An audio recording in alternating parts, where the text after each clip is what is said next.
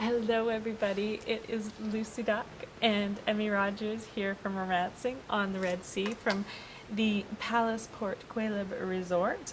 It's one of the InterContinentals, and we're actually right now here sitting on our balcony. And, oh good, I didn't drop that.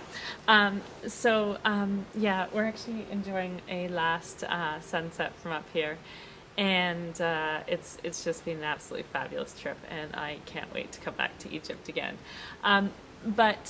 Audrey Scott from Inquiry Market and I did get into a bit of a serious conversation on Egypt earlier today, and specifically we were talking about safety.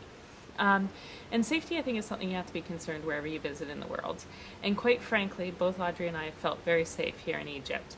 But one of the things that I think makes us feel more safe is we tend to respect the culture when we come into a different place, and we tend to do our research on the culture in a different place. And specifically here in Egypt, people dress a little bit differently than North America. And they tend to wear more clothes, which it's kind of, a bit different when you think about how much warmer the temperatures are here.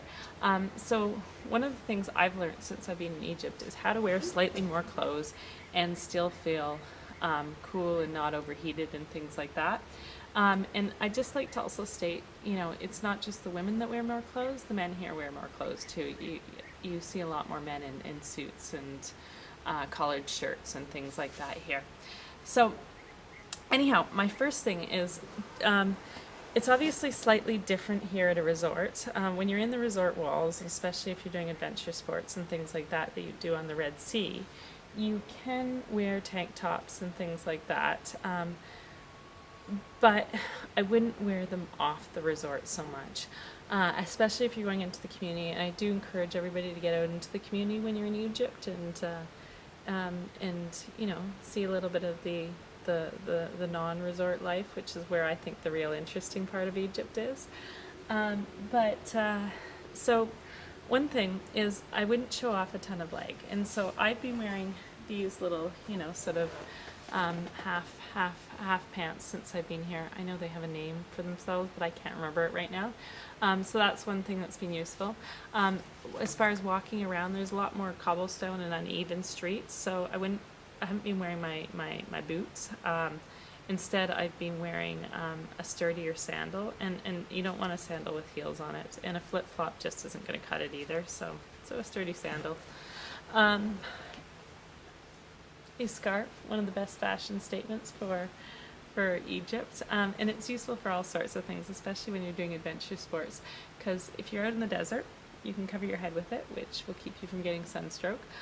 We also went out quad biking, and it acted as a nice mask while we were quad biking, so we didn't get dust all up our noses and stuff like that. And of course, if you're going into a mosque or anything like that, you'll want to throw it over your head or over your shoulders. And it can act as a nice shawl too. Plus, it looks fabulous, of course. Now, if you're going out in the evening and you decide you want to wear a dress, I just would suggest a dress that has that covers your shoulders, and you can get some fabulous ones like this one, which is quite clingy and quite sexy. Yet it still is, it still errs on the side of not showing that I'm a harlot. What else? Because women here tend to cover up their shoulders and things like that. I got before I left, and these have been fabulous. These great shirts that are kind of sheer, and I've got a little tank top underneath them.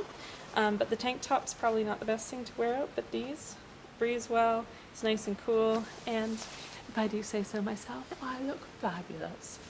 So that is Lucy Duck's and my fashion advice from here in Egypt.